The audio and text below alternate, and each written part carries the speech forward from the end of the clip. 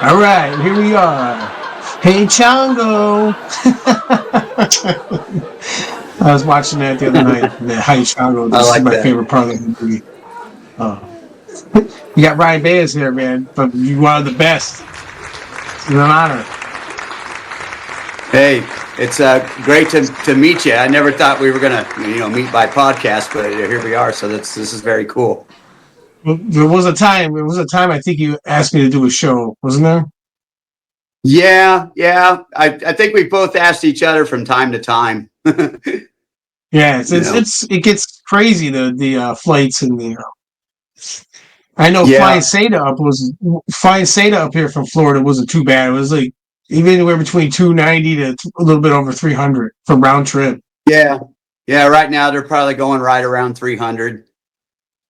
Even if I'm going to LA in a few weeks, and even that round trip was 300. So so I That's guess not that's not bad. too bad. Yeah. I just can't find those deals for some of these guys. I had Mike Collins come up, who was what a great guy that dude is. Yeah, yeah, I He met him drove. at the Kids Cancer Goodbye benefit when he played Gene for Kiss America. There, he's a very nice guy. Yeah, he was badass. He was badass. Put on a Yeah, great performance. yeah, he's That's the awesome. thing I like doing too. A lot of promoters get some of them get like weird with that because I try to tell them that in the Kiss Tribute Band biz. I mean, sometimes if we can't get somebody or one of your regular guys can't do it, we can bring somebody in. You know, Right, because you and they never get know nervous. what. Go ahead. No. Go ahead. No, no, you never know what anybody's schedules are going to be like. Somebody might have a family thing. You need a different guy to get the show done and keep it going, or otherwise you have to cancel. Right, and but Yeah. some of these guys are like saying, "Oh, they want the names and the members," and I come from that way of thinking of I don't really they don't really come to see me sometimes. It's not coming to see Vinnie Dawson. They're coming to see Kiss. They're coming to see a reenactment. As long as Yeah, I they play want the the character right. reenactment. They want the feeling brought to them. That Yeah, feeling of you know whether you're a lifelong fan and you've seen them 150,000 times, or you're a new fan that's never saw Kiss. They want that feeling. And that's what we do. Is to do our best to give that to them. Because we love that feeling, so it's there in us, and then we give that to them as well. So yeah. yeah. I always said that too, but a lot of it is I put the acting. You gotta have the acting into it. I Mm-hmm. try not to play myself at all. Just make sure I play the character. Yeah, yeah, the character. Yeah, just to get into the character, and to just try to bring that vibe, you know, you know, to go on stage and go, people over there, let me hear ya. You got to give them that. Now, what made you Hope I get didn't into blow the your Kiss ears out. tribute scene? What made you get Well, into the Kiss tribute scene? Yeah. well, I was aware of Kiss tribute bands, and I'd seen a couple of them. I saw Strutter probably in the mid '90s. I think that was the first one. And then I seen the original Kiss Army, which had a guy named Val was the ace. I don't know who else was in it. But what got me into it, I was living in Sarasota, Florida at the time. And I had this band called Left Hand Corner or whatever. And we went to the Sam Ash Music Store. And we always went to the bulletin board, see who had ads up and who was looking for a guitar player, who this, that, the other. And somebody had put up a thing saying looking for a Paul Stanley, for a new Kiss tribute band. And me and one of my band members looked at that, and I read it, and then she looked at me and she goes, you have to answer that ad, right? And I go, yeah, I have to answer it, and I did, and I met Neil Davis, and you may have heard of him. Oh yeah. He now has the band Kiss America. Um, that's the guy I started with, and that was around 2009. And so I go over to his house, and I bring my guitar or whatever, he goes, well, play me a couple things. And I just played one Kiss song right after the other. And he's like, oh, okay, I get it. Stop. You could do it. So yeah, that was a lot of fun. And we started. I'm sorry. Well, I consider that, yeah, DePaul is the hardest one, I think, to pull off. Because especially you got to have that ranting. You got to have that rant. The gift of gab, I call it. Yeah, to evoke Paul is pretty hard, and another part of that is got to try to stay slim, and that's that's not easy, sometimes. I'm Italian. It's hard as hell. I'm always working out. I'm always punching the bag. Yeah, because I'm not even 6 feet tall, so I really got I got to watch it. If I'm sitting there munching cheeseburgers, my girlfriend will be like, "You're going on stage in a month, you're going to stop that, Yeah, that spandex ain't forgiving. No, it isn't. A couple years ago, I had done a show, and some of the videos went on YouTube, and somebody made a comment on the video, said, Buddha Paul could stand to lose a few pounds. Nobody wants to see that 48 pack. and I wrote back and I go, you know what? You're absolutely right. Absolutely. They help me out. Every time I see that comment too. Yeah. Yeah. Every time I see that comment, I get my ass to the gym. So I thank you people for saying that. Thank you very much. Or I watch Rocky whenever has to get my ass to the gym. Yep. I thanked him for it rather than coming at him that like, you don't know what you're talking about, F off, leave me alone. And he was actually surprised that I was so, self effacing, is that the right word? About, the whole thing. Yeah, you're right. I could stand to lose a few pounds. I had no business being up there being that chubby. So yeah. Hey, I started boxing again, man. I started boxing again and trying to really slim down. Especially to do Ace again. Yeah, and I like how you because you're a really great gene, and I mean, I would see a lot of your pictures and videos come up, and I'm just like, holy crap! It's just like looking at 1977 or 78 Gene. It was dead on. It was great. And then I saw you were moving back to Ace, and I'm like, oh wow, So yeah. What I try to do is what Jim Carrey, I think, talked about is contorting your face to make sure those classic Ace faces and Gene faces are all, you can manipulate your face to do the scowl that Gene does, and then Aces look like he's stumbling around like he's stoned. Yeah. I was watching a recent interview. Go ahead. I said you playing Paul, man. That's the so it's gotta be the hardest one, I think. Yeah, I think so. I mean, there's times I'll get ready to go on stage and I'll be just like, my voice. I don't know if my voice is gonna make it. I'm drinking lemon tea and throat coats and this is and that. Just trying to make sure I got enough gas to get through the show. Sometimes. If I do 2 back-to-back shows, I'll probably be hoarse for 3 or 4 days, so. Oh yeah, absolutely. Yeah. Now, what did you feel like when you had to do, like, we all go through that doing auditions, and how do you feel about when you had to give Kiss auditions? Because I've had some great stories and characters come in. I've had, when I started You Wanted the Best, I started with a guy named Shane Smith, who's now the Gene in Mr. Speed. He left us December of 23 to join up with Mr. Speed, and I started the band with him and a couple of different guys, and then those couple of different guys, for whatever reason, weren't really fully working out. And then we started getting other guys. First we got Troy Lynn, who had played with Strutter. He came in.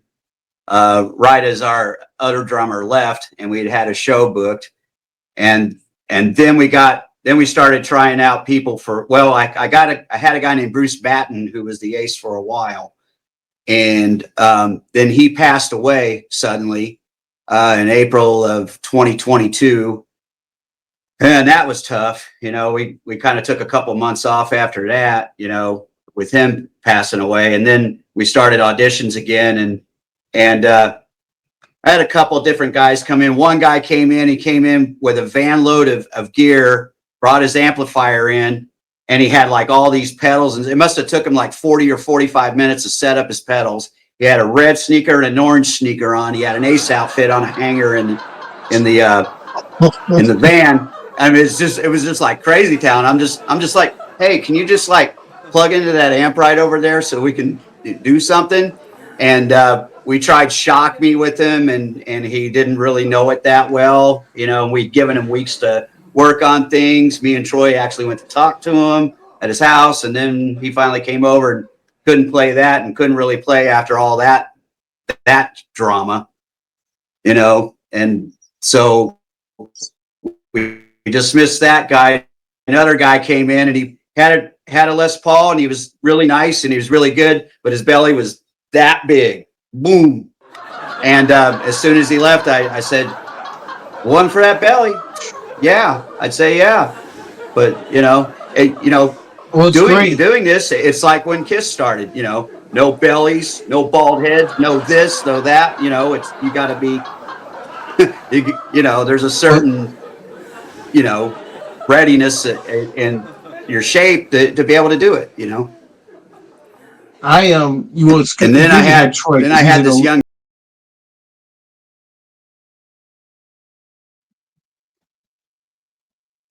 Yeah, I brought Troy in, and he stayed with us for a little while, and then he went and rejoined Strutter because we were only getting like maybe 3, 4, or 5 shows a year, and he got a call, and they had like 40 or 50 dates going. So yeah, what are you going to do? You're going to go play 40 or 50 dates and make money, or you're going to stay with a band that's only got 3 or 4 shows?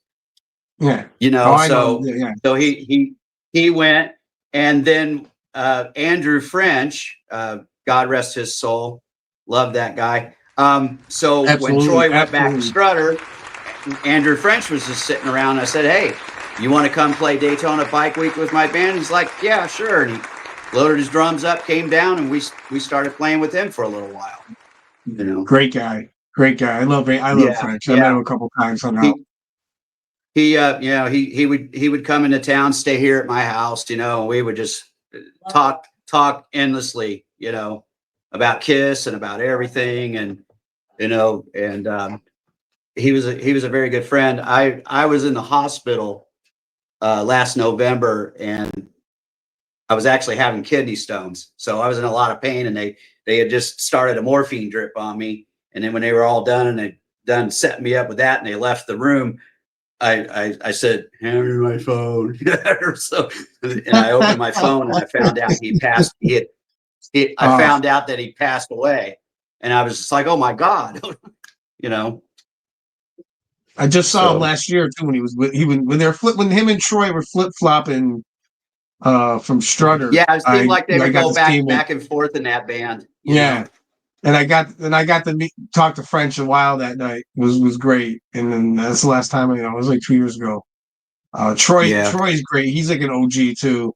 He is. Me and him talk all the time. He's done it 25 years or more. He's done it. His makeup was always perfect. I mean, just a perfect makeup job, and that's the thing when you audition. Yeah, when you audition, a lot of these guys, they come in and they're virtuosos, whatever, bringing on the guitar.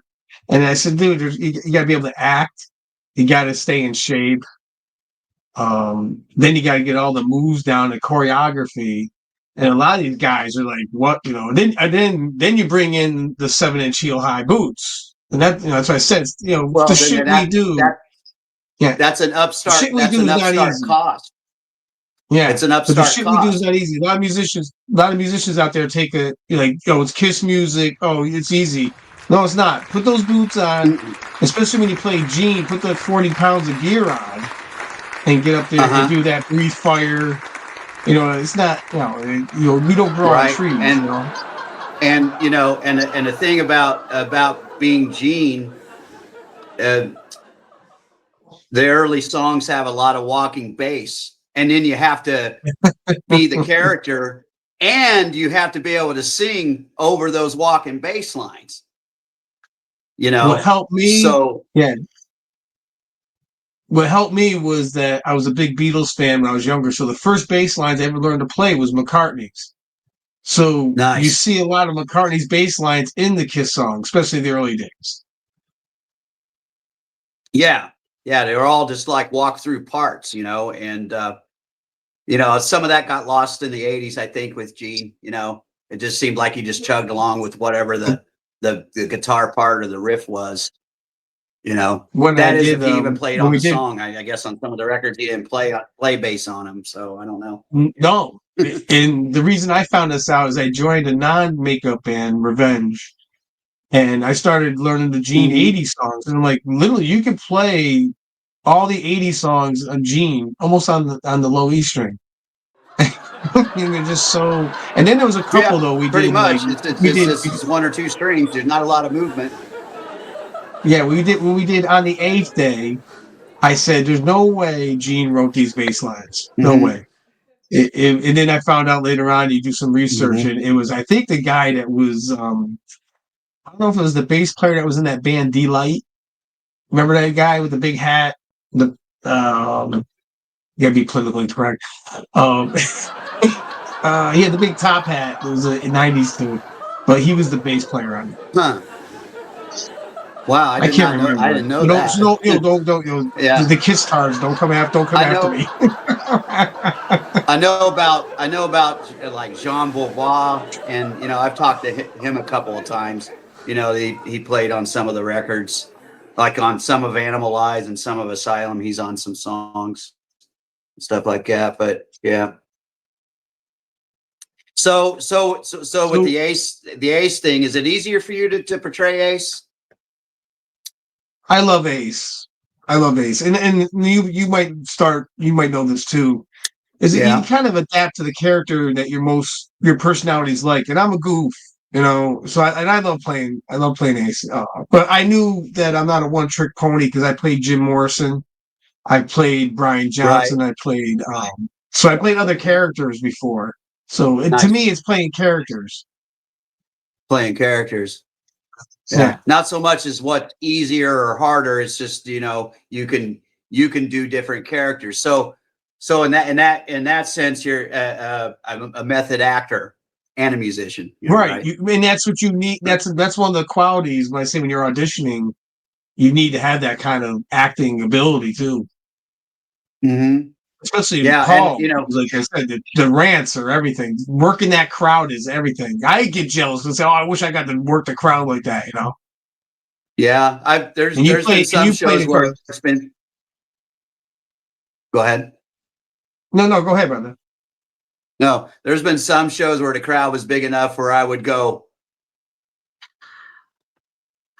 and all that. And people in the back, let me hear you. Wild animals make noise. I've been able to do all that, and that's a big kick. Yeah, there's nothing better especially when I love it loud. That was one of my favorite songs because you got the crowd interaction, and it's always great, you know. And Yeah, that's to why I get try to that tell roaring people. back at you. Yeah, to me, you get that. I used to get back in the '90s. Why don't you do your own music? And I say, nobody wants to hear my music. Nobody cares, you know. And then this way, in a tribute band, I get to act and get to play music. You get all and then when when you play in the theaters, the theaters, and then the big outdoor events, the festivals and stuff. Right. There's nothing better than that to me. The bars and it's almost like Peter Chris said. Remember, like it's cold. It's fucking, they Yeah, treat you like nobody shit. giving shit. Everybody's Yeah, drinking and they or don't. shooting They treat you like pool. shit. Yeah, Yeah, yeah, they treat you like yeah, shit. I yeah. I And remember a at sound least, at check. least, at least in a tribute band, whether it's Kiss or anybody else, you get those big crowds and play some of those, theaters and stuff like that. You Oh, know, here's a good it's question for you. Here's a good question. Yeah, here's a good trivia question. when you're booking your shows, and especially newer venues, do they understand that you need like the 2 hour time? Then you need like if you got a lot of props, so you know the deal. Props don't go up Mhm. fast. And then you got your 2 hour makeup time, and then some venues get kind of like weirded out. Does that happen to you? Um, it had happened in the past. They would be like, the sound man would say, I'll be there about 5. And we're like, can you be there 2? And you say, why? And I said, well, because we have to do this and do that and do this. He goes, it shouldn't take you guys that long to do all that. And I said, no, you don't understand. So whether instead of going through all this, verbal back and forth and everything and everybody getting frustrated, when I started You Wanted the Best of Shane, I said, we need to draw up paperwork, an advance sheet that spells we need access to the venue by 1 o'clock in the afternoon to unload the trailer. Then we need to set up the stage show with our crew. If we had anybody, sometimes it's just one guy, sometimes it's 3 guys, sometimes it was too many guys, whatever. We needed time to put it all up and then get everything together and plugged in. And then we would put, we don't want to sound check no later than 4 or 4:30. If the show is at 8, we want to be done by 5 o'clock. And then we want to be fed. We need a meal, and then we're going to go in the dressing room for 3 hours, and then we're going to come out and be kissed for you. Now, when it's Yeah. not worded directly that way, but we had to put out a line sheet that this is what's required for us to do this show, and then we would send a stage plot. You're going to have confetti cannons over here. You're going to have lit stairs here. You're going to have a flashing sign there. The ace guy's smoking guitar is going to do this, and there's blood. There's this. Sometimes you have to a whole map of KISS, and what it entails to get the show launched and played. We had to map all that out beforehand. And that's Also, what the venues get. And also I think that's venues. important. Oh, Yeah. absolutely. I noticed with different venues, I'm having trouble up here wording things to them. Like I don't say smoking guitar anymore. I say I built this fog machine in the back of the guitar, which I did. It's a fog machine. It's a mini fog Yeah. machine. But they're Right. giving us problems up here. Like we can't. We had the sparklers for like one show, and then the next thing you know, oh nope, they're done with that. I mean, we have a hard time breathing fire, at least in my area, up in the top part of the Yeah. state. Same here. A lot of if it's an indoor venue, there's not going to be fire. At best, you can have some smoke geysers or If you're lucky. fog machines that shoot different Yeah. colors of smoke. You can have those. A couple of shows we've gotten to launch. We've confetti cannons. And then they were all fine with sweeping it all up off the floor afterwards. But no fire breathing. There's a lot more shows not fire breathing than fire breathing. If we play in more open air, like a Orange County Choppers Roadhouse, we have that here in Clearwater, Florida. Like when we play there, yeah, we can do the fire. The guitar can smoke, and you can do the whole show. But oftentimes these indoor places, there's no full KISS show. Again, and I haven't figured out I how to breathe. do a flying contraption yet. I know I breathe fire in places that you wouldn't believe they let me. All right.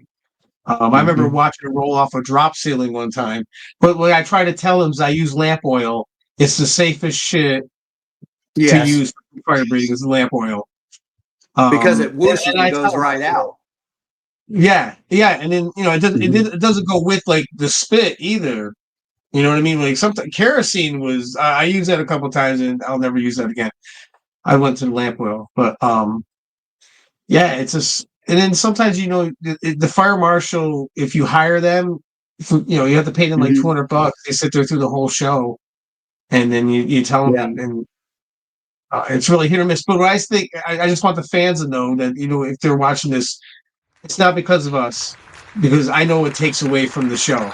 It definitely does. I don't give a crap what anybody says. It's like not doing the blood or not doing the smoking guitar. The fire breathing, it's really nothing.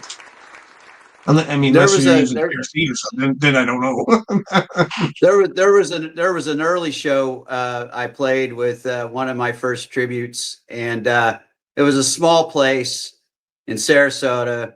Again, like a club with pool tables. There's a room with board games in there, and it was just this was a tiny little place with a tiny little stage, and here we are. We're gonna play a Kiss show, and the guy that ran the place is like, "Oh no, I don't want you spitting blood. I don't care if it's real or fake. I don't want blood because there might be cockroaches coming or this or that or the other thing." I said, "Are you kidding me?" Like a creep show. Yeah, I haven't thought about that in a long time, but yeah, that was one thing that happened. I understand it because you're the owner of a club and you want to have live bands and you want crowds coming in and drinking and eating and having a good time at your club, your restaurant, your venue, your beer hall, or so to speak. But these people may know about Kiss, but they just know, oh, it's the band that wears makeup and Gene Simmons has a tongue and rock and roll all night and Beth, yoo-hoo. That's all they know. They don't know the intricacies, that everything that goes into it. They don't know all that stuff, So that's why I feel like, the factor of having a line sheet of everything is important, to all you upstart tribute bands out there. Learn that part, and that'll help you a great deal on your journey to become, your Kiss tribute, your the ultimate Kiss tribute. Well, no, that's what I was going to ask you next. That'd be a good question is leading up to. Do you think is it overflowing with them, and is these you know what bands I'm talking about? I don't want to be that guy and trash anybody, but there are those bands out there just almost like making a mockery of what we do. Yeah. What do you think about that? Well, now here in Florida, there's a lot of Kiss tributes in the backyard here. There's Kiss Alive, there's Kiss America, there's my band. Then you got some from other states that want to come into Florida and play too. So where do you fit in? That's been difficult for me with You Wanted the Best. I haven't been able to get us to play out of the state. Again, if I go out of the state, there's other tribute bands already playing those areas. So I think there's some really good bands out there. Your band is really good. Mr. Speed, is good. Strutter's good. I'm getting ready to go play a show with them in Ohio next month. I knew I knew they couldn't keep Sabetta. They couldn't keep Sabetta down. You can't keep Sabetta down. No. Sabetta, He's the diehard. He's not a quitter. No, somebody's got to drive the ship, and you know that. Somebody's got to drive the ship. A lot of these guys don't get it. Yeah. I put up all the money for the band. I don't really make anything because I paid 4 roadies. There has to be a big. Sometimes there's expenses. Like when I had Andrew coming down.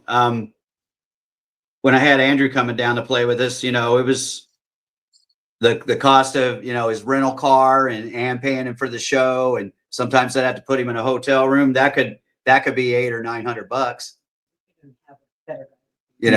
But it was worth it to me to have him. That's why I've always said this. Boom, boom, boom. There we go. I used to say that to every promoter. I said, "Listen, you give me the money." I used to say to every promoter, "You give me the money, and I'll get the best guys you want in this business." You know what I mean? Yep. There's so many great guys that you can pick from. There is. You had Mike Collins recently, so yeah. Yeah. What a great guy. Stand-up guy. That's the thing you got to have in this business. You got to have your word. Yeah. Yeah. You got to have your. your word in this, because it gets scary when you start sending people out like $300-400 for plane fares and stuff. You get a little nervous sometimes if you really don't know them. Right. Like I was talking to Bill on text a couple of days ago, and he's like, so tell me about your drummer. And I'm like, well, he's a working man, family man. It's nice, plays great, sings pretty good. I don't, I haven't had any issues with him or whatever. And then I sent him a link. I said, here's God of Thunder forward to 4:30, 4 minutes and 30 seconds. If you want to hear his drum solo. And then now he's getting a plane ticket and he's going with me to Ohio. So awesome. You wanted the best drummer, my current drummer, and you wanted the best Donnie. He and I are both going up to play with Bill. So I have no idea who his ace is. I don't know if it's John Slayton still. Oh, it's Matt. It's Matt. It's Matt. Is it going to be Matt? Because Matt's been playing with Neil. Matt and Mark are always been my Matt, Mark, and Paul Helms. Paul Helms is the one that he actually used to send me videos to help me play Ace. But him, Mark, and Matt, they're top notch. They're my favorites. I'm in full agreement there. And Matt is such a super sweet guy. He's been playing shows with Kiss America lately. I think they played Ocala last night. And he's a really super cool dude. A spot on Ace Frehley. I mean, he's awesome. He's way taller than me, awesome. So anytime I bumped into him, even before he puts his boots on, I go, "Hey, Matt, how you doing?" There's Val. Val's tall, I think, and Mark is tall too. Mark's a tall Ace. Yeah. And I talked at the time that I saw the original Kiss Army. It was in Indianapolis when I was in Indianapolis. Yeah. So yeah, and I went to see them in Indianapolis, and I talked to Val, and he was very cool, very cool. I've met a lot of really great people in the Kiss tribute world, which I think for this podcast that's a perfect name, the Kiss tribute world, because this is us, all of us guys, that grew up on Kiss and love it so much, and we're going to continue to live life and enjoy this as much as possible. That's why I always tell everybody. I said, there's nothing better than being on that stage playing when you get the makeup on and you get out there. There's nothing better to me. There's nothing. Especially now I'm old. With who? I said, especially now that I'm old. Yeah, well, I'm getting up there. I'll be 59 at the end of the year. I'm 55, so yeah, I want at least another 5 years, if I can, maybe more if I can. I don't know. Yeah, another 5 or 10 years. Then we'll see where we're at then. Yeah, exactly. Hey, man, thanks so much for doing this. You're welcome, and thank you. I hope I didn't talk over you too much. I've never done a podcast before, so Me either. This is my first time. This is my first time. Yeah, my podcast cherry has been popped, and thank you. Me too. That's my second one. So. All right. Yeah. Well, my girlfriend and I were watching the one with Kevin. Yeah, earlier, right before I came on with you or whatever. So yeah, my girlfriend Kevin. She takes care of all my outfits. She puts every rhinestone on it. One by one. Boom, boom, boom, boom. We bought a jacket and turned it into a Paul jacket. And she did all that work. So I got good support from her with all that stuff. So yeah. Yeah, I to take a train down. Hey, a train guy. Yeah. Bus class. Yeah. All right, brother. You take care. All right. Take it easy, buddy. Thank you. Have a good one. Yep. Talk on. Hey, Chongo! Hey, Chongo! Where is he? There he is. Hey, Chongo. We need some money for tasty treats.